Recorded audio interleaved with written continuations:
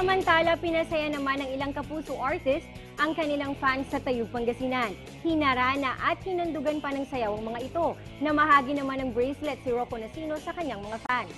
Primera balita ni Gretchen Legaspi.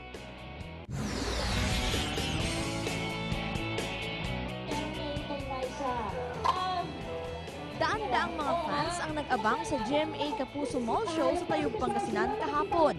Tilian at hiyawan ang mga manonood nang haranahin sila ng Kapuso star na si Benjamin Alves.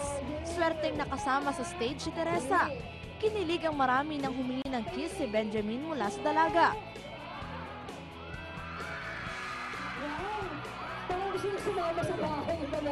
Ang saya po, masaya po. Tupad na ba yung pangarap mo? Opo.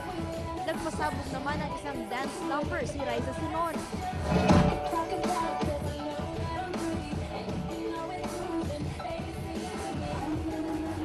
Pinahanga niya rin ang mga fans sa handog niyang awitin.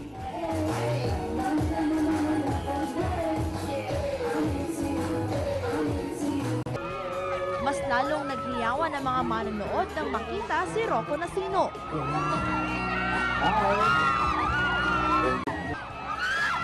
Kinantahan niya mga fans at nakipag-selfie pa siya sa ilan sa mga ito. Nagagawa naman ang mga manonood sa bracelet na pinamigay ni Rocco. Lubos ang pasasalamat ng mga artista sa mainit na pagtanggap ng mga Pangasinense. Sana po bumalik po sila dito at marami pa pong artista na pumunta dito sa bayan ng Tayug. Maraming salamat po. I love you, Kapuso! Solid Kapuso! Forever! Una-una yung crowd, tsaka yung mainit na pagtanggap sa amin.